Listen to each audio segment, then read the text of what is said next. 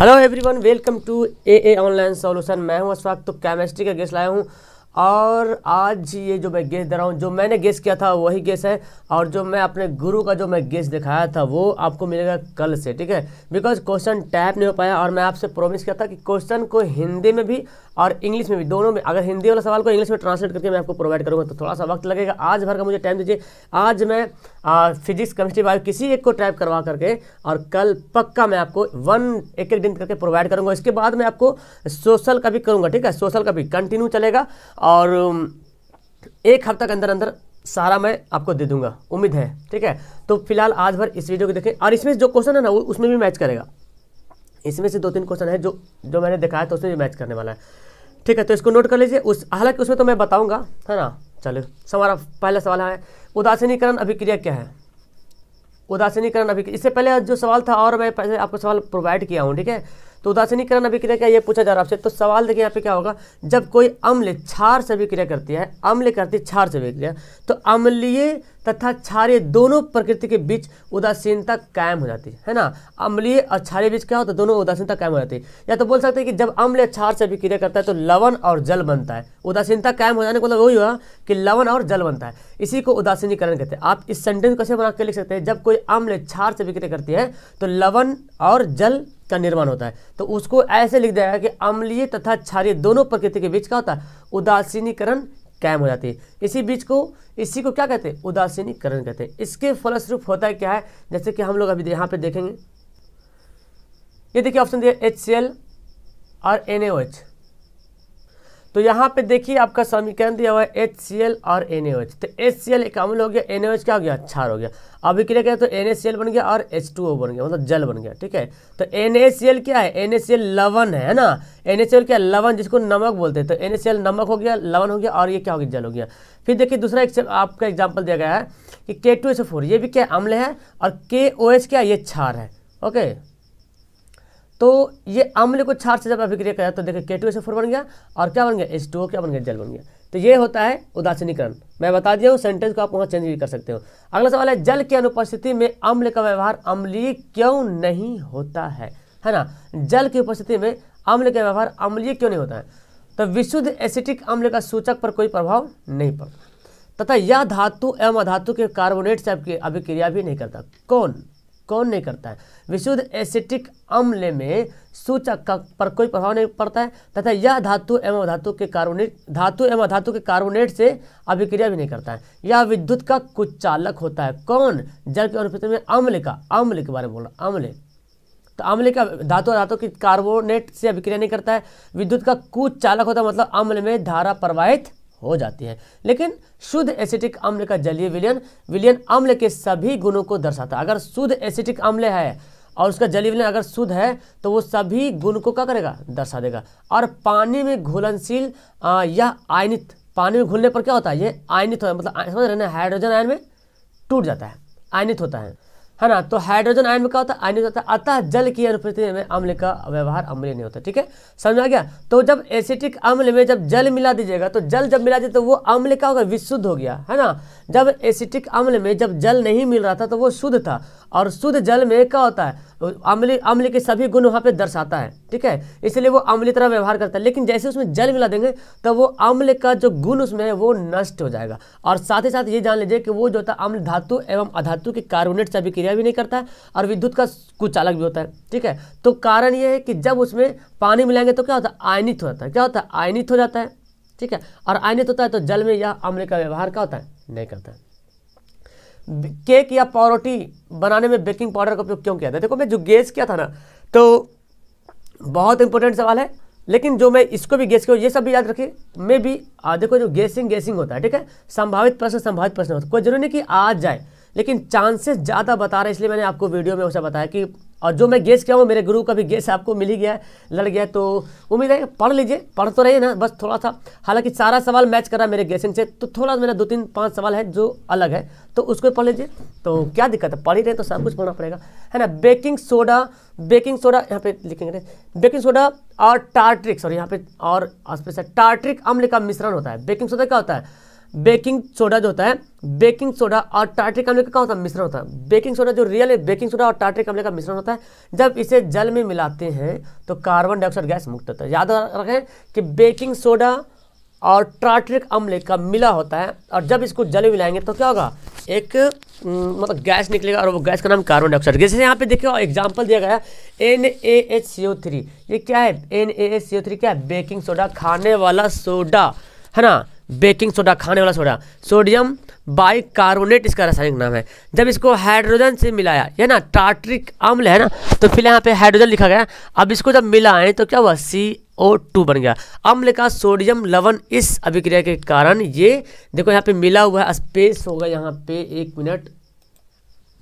तो अम्ल का सोडियम लवण इस अभिक्रिया के कारण केक या पावरोटी का होता है, मुलायम होता है। मतलब ये जो अभिक्रिया होता है ना, तो केक या जो पावरोटी हम लोग खाते हैं मुलायम होने का यही कारण है, क्योंकि उसमें क्या होता है, उसमें जो है ये मिला दिया था, क्या बोलते हैं, टार्ट्रिक अम्ल होता है, सोडियम बेकिंग पाउडर होता है, इसके मिलाने के कारण ऐसा होता है। चलिए, अम्ल का जलीय विलयन क्यों विद्युत का चालन करता है। अभी पढ़ चुके सवाल कि अम्ल का जलीय विलयन विद्युत का चालक होता है, कुछ चालक होता है, मतलब विद्युत प्रवाहित हो जाएगा। अम्ल अगर रहेगा तो विद्युत उसमें धारा प्रवाहित हो जाएगा। तो अम्ल का जलीय विलयन विद्युत का संचालन करता है या चालन करता है। इसका कारण यह है कि अम्लों में विद्युत धारा प्रवाहित जब करेंगे तो विद्युत आसानी से प्रवाहित हो जाता है। सबसे पहला कारण यह है कि अम्ल में जब विद्युत धारा प्रवाहित करेंगे तो अम्ल तो ऐसे ही पता है विद्युत का चालक है, कुछ चालक है, तो अम्लों में विद्युत धारा क्या होगा, प्रवाहित होने लगेगा। जिससे क्या होता है, अम्ल में जलीय विलयन, जिससे अम्ल जलीय विलयन में केटायन और एनायन में क्या होता है, टूट जाता है। जो इलेक्ट्रॉन प्रवाहित होगा तो केटायन और एनायन में क्या होता है, टूट जाता है, अपघटित हो जाता है। तो यही कारण है कि अम्ल के जलीय विलयन विद्युत का चालन करता है। सिंपल सी बात है, जब अम्ल जो विद्युत का कुचालक होता है, इसमें धारा प्रवाहित करेंगे तो आसानी से प्रवाहित होता है। कारण ये है कि इसका जलीय विलयन केटायन और एनायन में क्या होता है, अपघटित हो जाता है, टूट जाता है, जिसके कारण इसमें प्रवाहित होता है विद्युत धारा। आयोडीन युक्त नमक के उपयोगी की सलाह क्यों देते हैं। डॉक्टर लोग हमेशा बोलते हैं आयोडीन नमक खाएगा, क्यों, तो यहाँ पे राज ये है कि आयोडीन को हम यहाँ पे देखो 2 नंबर सवाल तो कुछ इतना बड़ा लिखेंगे, तो इससे शॉर्ट भी कर सकते हैं आप चाहो तो। ये जो ना इधर जो मैं लिखा हूँ इतना दूर, चाहो तो यहाँ पे यहाँ से आप जो ना यहाँ से नहीं लिख सकते हो, लेकिन लिख दीजिए तो ज़्यादा बेहतर रहेगा, एग्जामिनर जांचेगा, थोड़ा सा अच्छा लगेगा। शॉर्ट भी थोड़ा होना अच्छा नहीं लगता है। आयोडीन को थायरोक्सिन हार्मोन बनाने के लिए आयोडीन होगा, आयोडीन आवश्यक है। ठीक है, देखो सवाल, थायरोक्सिन हार्मोन बनाने के लिए किसकी आवश्यकता है, आयोडीन का। सवाल था ना ऑब्जेक्टिव में कि आयोडीन बनाने के लिए किसकी आवश्यकता था, तो ऑप्शन था इनमें से कोई नहीं, और था सोडियम में था आयोडीन, सोडियम था, फास्फोरस इस तरह था। तो आयोडीन को थायरोक्सिन हार्मोन बनाने के लिए आयोडीन की आवश्यकता पड़ती है। हमारे शरीर में प्रोटीन और वसा का उपपचयन को थायरोक्सिन कार्बोहाइड्रेट नियंत्रण करता है, थायरोक्सिन कार्बोहाइड्रेट नियंत्रित करता है, या वृद्धि के संतुलन के लिए आवश्यक होता है। इतना दूर आप नहीं भी लिखोगे ना तो मेरे ख्याल से कोई हर्जा नहीं, लेकिन यहाँ जरूर लिखना, यदि हमारे भोजन में आयोडीन की कमी रहेगी तो हम ग्वाइटर से क्या होता है, ग्वाइटर जिसको घेंगा बोलते हैं, ग्वाइटर रोग से ग्रसित हो सकते हैं, जिसके कारण हमारी गर्दन फूलने लगेगा, नेत्र गोलक उभर जाते हैं। इस रोग से बचने के लिए आयोडीन की शरीर में, इस रोग से बचने के लिए और आयोडीन की शरीर की में जो कमी है उसको दूर करने के लिए हम लोग नमक खाते हैं जिसमें आयोडीन युक्त होता है, मतलब आयोडीन मिला होता है। तो चाहो तो वो लाइन ऊपर का 4 लाइन काट सकते हैं, यहाँ से डायरेक्ट लिख सकते हैं। यदि हमारे भोजन में सटीक आंसर तो फिलहाल यही दे रहा, तो नीचे लिख सकते हैं, यदि हमारे भोजन में आयोडीन की कमी रहेगी तो हम ग्वाइटर से ग्रसित हो जाएंगे, जिसके कारण हमारी गर्दन फूलने लगते हैं, नेत्रिगोलक बाहर उभर जाएंगे। देखते हो बहुत से लोग आँख निकल जाता है उन लोग का। इस कारण से बचने, इस रोग से बचने के लिए और आयोडीन की जो शरीर में कमी है उसको दूर करने के लिए हम लोग आयोडीन युक्त नमक खाते हैं। डॉक्टर इसी की सलाह देता है। निष्पादन जारण में क्या अंतर है, देखिए निष्पादन जारण में दोनों सांद्रित अयस्क हैं। हालांकि निष्पादन और जारण दोनों जो सांद्रित अयस्क से प्राप्त होता है, लेकिन दोनों का अलग अलग अंतर है। जारण का तापमान निस्तापन के तापमान से ज्यादा होता है। मतलब जारण जब प्रक्रिया करते हैं ना, जारण समझ में आ रहा ना, वो जो धातु का जो निष्कासन करते हैं ना, तो एक प्रक्रिया है जारण, निस्तापन, भर्जन। तो जारण में जो हीट होता है, जो ताप लगता है, वो निष्पादन से ज्यादा होता है। ठीक है, निष्पादन में अयस्क को अकेले ही गर्म करते हैं। निष्पादन को जब करना होता है तो अयस्क को अकेले गर्म करते हैं, लेकिन जबकि जारण में अयस्क को अकेले या किसी अन्य पदार्थ के साथ मिलाकर कर सकते हैं। जारण को अकेले भी करते हैं, किसी अन्य पदार्थ को मिलाकर कर सकते हैं, लेकिन निष्पादन में अकेले करना होगा।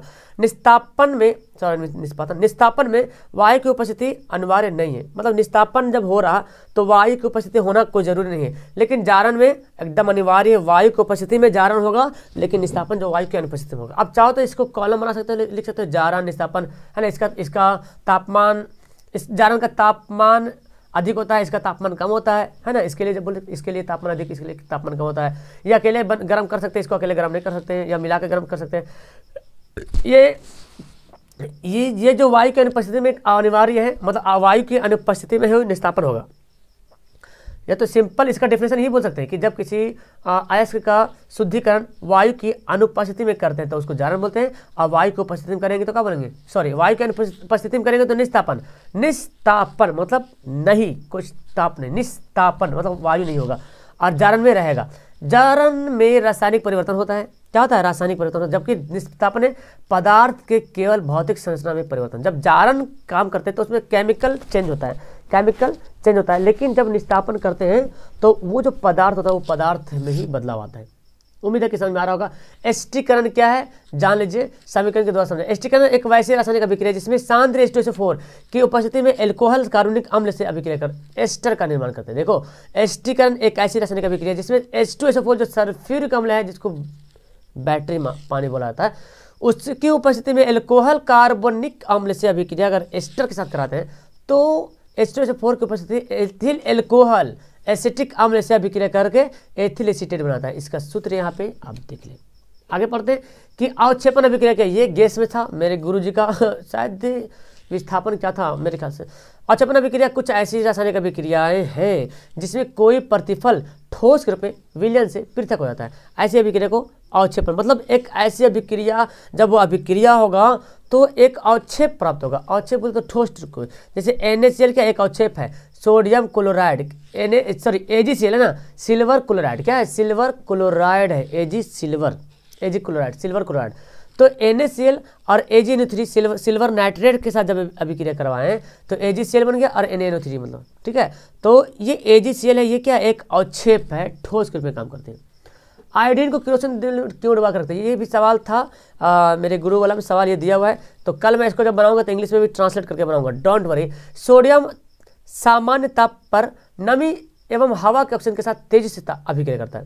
मतलब सोडियम जो अगर उसको तापमान कम मिलता है ना, सामान्य ताप जो है, जो नॉर्मल ताप है, ताप पर नमी और हवा के साथ अगर हवा उसके साथ आ जाएगा तो ऑक्सीजन के साथ इतना जल्दी अभिक्रिया करता है, इतना जल्दी रिएक्शन करता है कि आग लग सकता है उससे। तो सोडियम ऑक्साइड बनाता है, क्या करता है, ऑक्सीजन से अभिक्रिया करता है तो क्या बनता है, सोडियम ऑक्साइड बनाता है। जैसे यहाँ देखिए सोडियम और ऑक्सीजन मिल गया तो सोडियम ऑक्साइड बन गया। तो अगर यहाँ पे लिख सकते हैं कि सोडियम ऑक्साइड बन जाता है, जिससे के कारण क्या होता है, आग लग जाती है। तो रियल कारण ये है कि सोडियम केरोसिन तेल में तो ना तो घुलती है और ना ही कोई अभिक्रिया करता है। मतलब सोडियम और केरोसिन तेल आपस में भाई बहन है, क्या दोस्ती है आपस में, कि सोडियम केरोसिन तेल में ना तो घुलती है और ना ही उस केरोसिन तेल से अभिक्रिया करती। क्या बात है, इसीलिए सोडियम को केरोसिन तेल में डुबा कर रखा जाता है। क्लियर है, तो यही कारण है जी, क्योंकि सोडियम केरोसिन से अभिक्रिया नहीं करती है और मतलब उसमें घुलती भी नहीं और अभिक्रिया नहीं करती, लेकिन ऑक्सीजन के साथ इतना खतरनाक से अभिक्रिया करेगा कि वो आग लगा देगा। विस्फोटक में जहाँ पे कारखाना होता है, विस्फोटक कारखाने, उस समय सोडियम वगैरह होता है, ऐसे लीक हो जाता है, फास्फोरस सोडियम, तो देखते सुनने होंगे आग वगैरह लग जाता है। अभिक्रियाशील समूह किसे कहते हैं, किसी एक अभिक्रियाशील समूह को नाम लिखिए। तो अभिक्रियाशील समूह तो बहुत सारा है, लेकिन किसी एक का उदाहरण देना है। कार्बनिक यौगिकों में विद्यमान वैसे समूह को अभिक्रियाशील समूह कहेंगे। मतलब जितना भी कार्बनिक समूह है उसमें कुछ ना कुछ विद्यमान क्या समूह, एक समूह है, और उस समूह को अभिक्रियाशील ऐसे कहेंगे जिसके ऊपर उनके मुख्य गुण निर्भर, मतलब पूरा गुण जो है उसी अभिक्रियाशील पर, अभिक्रियाशील समूह पर निर्भर हो। जैसे कि CH4 कर दे तो CH4 आपका एक मीथेन हो गया, ठीक है। अब इसमें हम CH3O5OH कर दें तो मेथेनॉल हो गया। मतलब ये जो OH जो लग गया ना, सारा गुण जो इसी पे डिपेंड है। जब तक नहीं लगा था तब तक कुछ नहीं होता, जैसे लगे तो मेथेनॉल हो गया, ठीक है। उसका COOH कर देंगे तो मेथेनॉल कम हो जाएगा।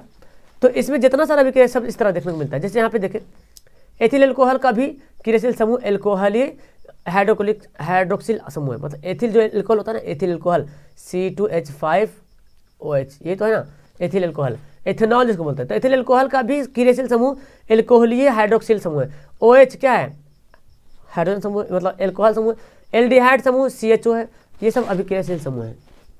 लास्ट सवाल पढ़ देते हैं कि लोहे की वस्तु को हम पेंट क्यों करते, तो ये खैर गली गली के बच्चा बोल देगा सर लोहा, तो लोहा को इसलिए पेंट करेंगे क्योंकि नहीं करेंगे तो जंग लग जाएगा। लेकिन आपको एग्जाम में सवाल लिखना तो सिस्टमेटिक ढंग से एकदम आयरन से दुल्हन की तरह सजा के बताना उसको कि हवा में वर्तमान जो ऑक्सीजन है, जो कार्बन डाइऑक्साइड गैस है, जो जलवाष्प है, सल्फर डाइऑक्साइड है आदि की प्रतिक्रिया धातु की सतह पर होने से कारण क्या होता है, रासायनिक प्रतिक्रिया होता है, जिसके कारण धातु का होता है क्षारीय होना होता है। मतलब कि जो वायु में सबसे ज्यादा यहाँ पे है ऑक्सीजन, तो वायु में जो ऑक्सीजन उपस्थित है उस ऑक्सीजन से जब अभिक्रिया होगा धातु से, तो धातु की परत पे क्या होगा, जंग लगने लगेगा,